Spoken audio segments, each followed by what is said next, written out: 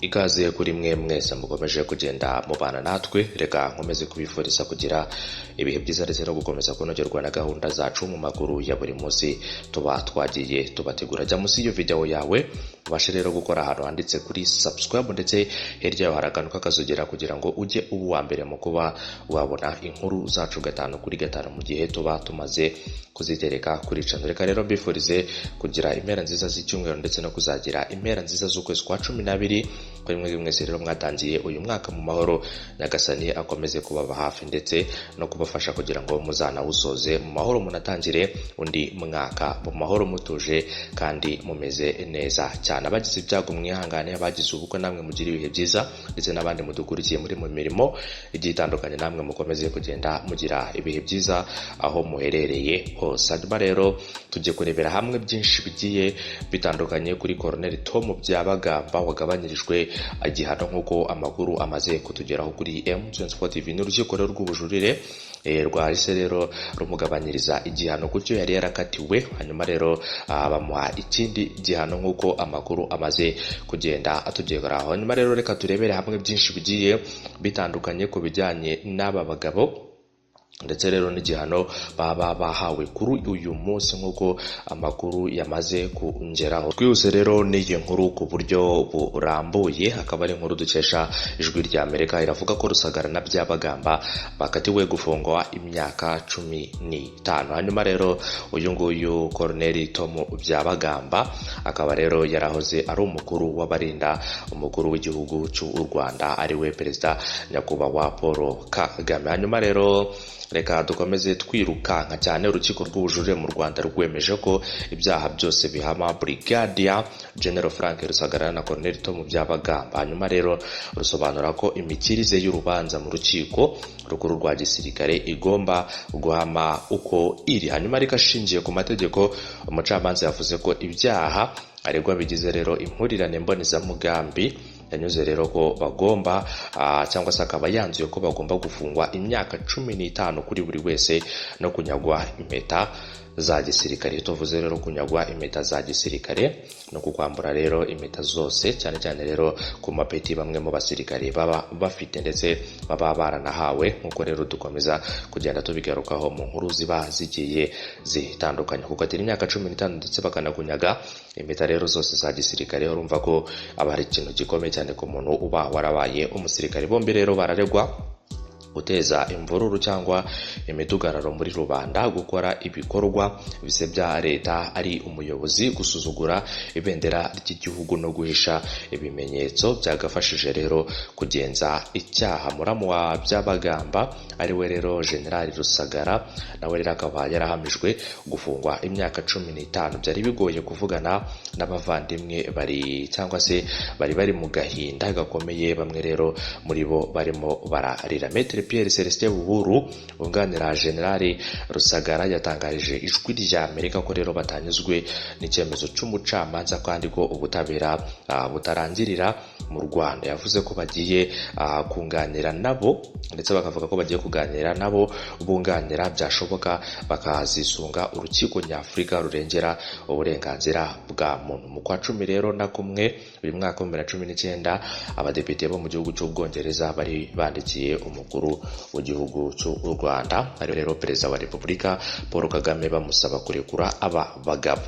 kugira ngo rero bombi bavuga ko rero barwaye kandi ko hari byinshi bakoreye igihugu. Perezida Kagame rero mu kiganiro yahaye abanyamakuru yasobanuye ko abo badepite bashobora kwibwira ko rero bari gukora byiza kandi bashobora gusuzugura ibintu cyangwa se bagasubiza ibintu irudubi nk'uko umukuru w'igihugu cy'u Rwanda nyakubahwa Perezida wa Repubulika Paul Kagame yakomeje kugenda abigarukaho. Ni inkuru rero dukesha ikinyamakuru Ijwi rya Amerika ivuga rero ko bijyanye n'iki gihano aba bagabo bakatiwe cyane cyane rero imyaka 15 nk'uko rero amakuru yabyemeje avuye rero mu rukiko rw'ubujurire hariya rero hanyuma aza kwemeza neza ko aba bagabo bakatirwa imyaka 15 yaba rero Frank Rusagara ndetse na Colonel Tom Byabagamba wahoze rero ari umukuru w'abarinda ndetse akaba yaranahoze ari umwe mu bakuru banarinda rero umukuru w'igihugu. Urumva ko rero ari umwanzuro ukomeye cyane ku bijyanye rero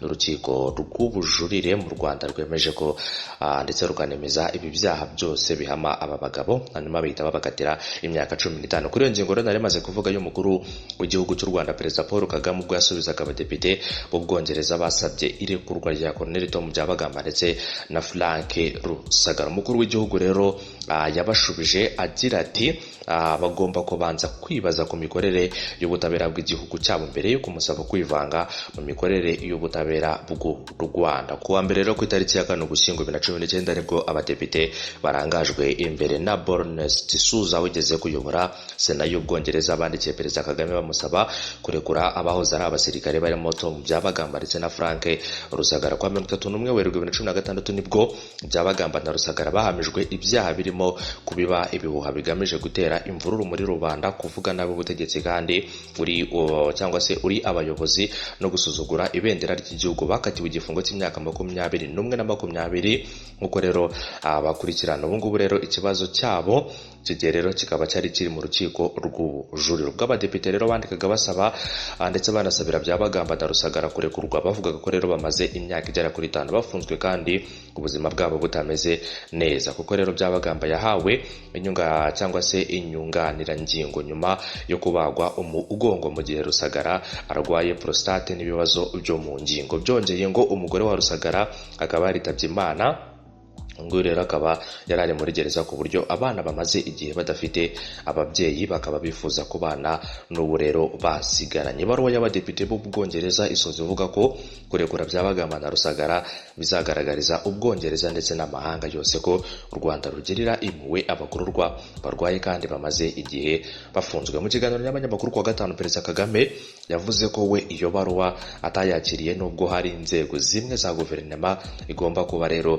yarageze. Yavuze ko atumva icyo Abongereza bashingiyeho rero bagaragaza impungenge ku butabera bw'u Rwanda mu gihe igihugu cyabo cyananiwe guha ubutabera abazize Jenoside yakorewe Abatutsi mu mwaka w'1994. Yahise akomeza ku Banyarwanda 5 rero baregwa ibyaha bya Jenoside harimo Dr Vincent Bajinya Celestin ugira shebuja, hakaza rero Charles Munyaneza, Emmanuel Nteziryayo na Celestin Mutabaruka baba muri icyo gihugu ndetse inkiko zacyo zikaba zaranze kubohereza ngo baburanire mu Rwanda. Byanzurwa rero n'urukiko rukuru rwitwaje ko bashobora rero kudahabwa ubutabera bageze mu Rwanda mu rubanza rwaciwe mu mwaka wa 2015. Perezida Kagame yavuze ko ibimenyetso byatanzwe kuri aba bantu rero Ubwongereza bwakwanga kubohereza mu Rwanda, rukabasaba rero kubaburanisha ntabyo ntibikorwe. Yakomeje agira ati rero aba bagaragaza impungenge bafite ku butabera cyangwa abantu. Ntabwo rero mutekereza ko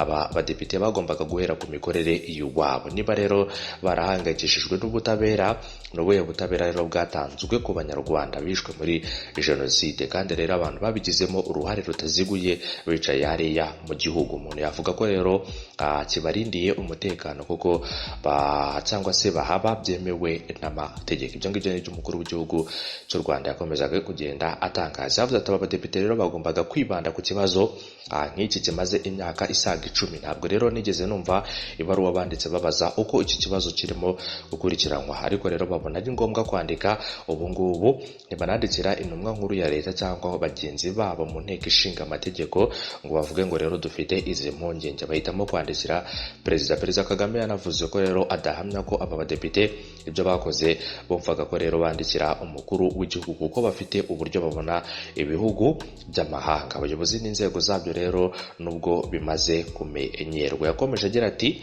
ari nabwo rero nzi niba bumva uburyo barushaho gukomeza rero ikibazo cy'abariya bantu basa rero n'abashaka kuvugira barushaho rero gukomeza ikibazo cyabo. Nari rero kubagira inama yo kutabikomeza bakeka ko rero bakora ibintu byiza ku bantu bavugira, ariko rero ndatekereza ko impungenge zo muri urwo rwego ahubwo zirushaho gukomeza ibibazo. Ibi ngibi rero ndabirebera ndetse rero ndabirekera intumwa nkuru ya leta kubikurikirana, ntacyo rero nabikoraho. Bo kunsaba kugira ibyo nkora ku bintu nka biriya rero ubundi akenshi badushinja kubikora bikaba ikibazo. None rero ibyo barimo kwandikira perezida bamusaba gukora bivuze iki? Ntabwo rero mbizi. Biteganyijwe rero cyangwa se byari biteganyijwe ko urukiko rw'ubujurire n'ubundi ruzafata umwanzuro rero ukaba warafashwe, akaba rero ari umwanzuro wafashwe ku bijyanye n'aba bagabo, bakaba rero bakatiwe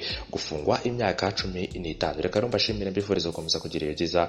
Inkuru zacu nakagaruka, bye bye, mukomeze kunogerwa na gahunda zacu makuru ya buri munsi, mugire ibihe byiza aho muherereye hose.